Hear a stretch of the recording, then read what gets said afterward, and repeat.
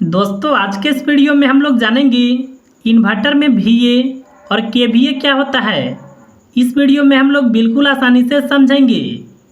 देखिए, कोई भी इलेक्ट्रिक उपकरण अगर आउटपुट के रूप में पावर सप्लाई देता है तो देखिए उसका रेटिंग VA में या फिर KVA में होता है। और देखिए इसमें आप एक बात और भी समझिए, अगर देखिए कोई भी इलेक्ट्रिक उपकरण इनपुट के रूप में पावर सप्लाई लेता है तो उसका रेटिंग वाट में या फिर किलोवाट में होता है। जैसे देखिए आप बल्ब को देखे होंगे कि 100 वाट का बल्ब है, या फिर देखिए आप कूलर को देखे होंगे कि 250 वाट का कूलर है।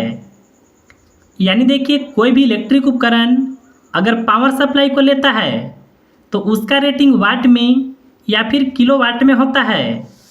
और देखिए कोई भी इलेक्ट्रिक उपकरण अगर देखिए आउटपुट के रूप में पावर सप्लाई देता है तो उसका रेटिंग VA में या फिर KVA में होता है। चलिए अब हम लोग समझेंगे कि VA और KVA का मतलब क्या होता है। देखिए 1000 VA बराबर 1 KVA होता है। देखिए VA का फुल फॉर्म होता है वोल्ट एम्पियर और KVA का फुल फॉर्म होता है किलो वोल्ट एम्पियर।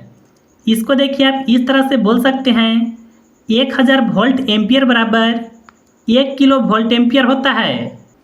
अब चलिए हम लोग समझेंगे कि अगर 600 VA का कोई भी इन्वर्टर है तो इस पर हम लोग कितना वाट का लोड को कनेक्ट कर सकते हैं। तो देखिए 600 VA है ना, देखिए इससे वाट को निकालने के लिए एक फार्मूला आपको ध्यान में रखना होगा। देखिए वाट बराबर होता है, आपको देखिए VA में पावर फैक्टर से गुना करना होगा। यहाँ पर देखिए 600 VA है तो इसके जगह पर 600 को लिखेंगे।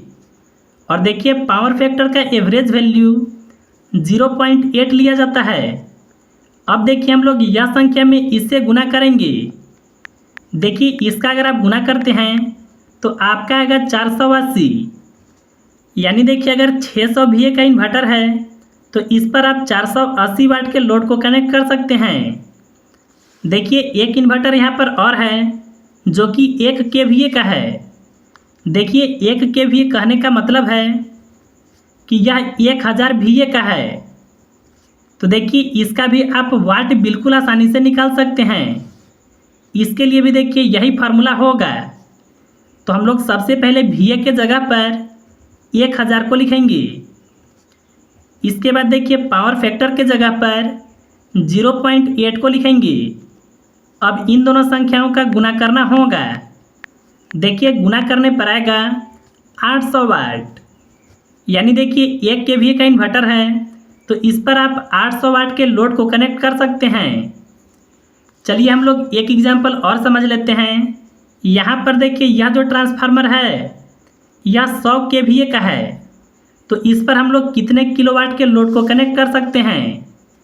देखिए यहाँ पर जो मान है वह है KVA में। तो देखिए इसके लिए आपको एक फार्मूला ध्यान में रखना होगा। देखिए किलोवाट निकालने का फार्मूला होता है, आपको देखिए KVA में पावर फैक्टर से गुना करना होगा। तो देखिए 100 KVA का ट्रांसफार्मर है ना, इसके जगह पर 100 को लिखेंगे। और देखिए पावर फैक्टर के मान को यहाँ पर लिखना होगा। अब देखिए इन दोनों संख्याओं का गुना करेंगे।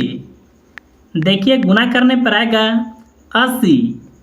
यानी देखिए अगर 100 KVA का ट्रांसफार्मर है तो इस पर आप 80 किलोवाट के लोड को कनेक्ट कर सकते हैं। तो देखिए यह होता है इन्वर्टर में VA और KVA।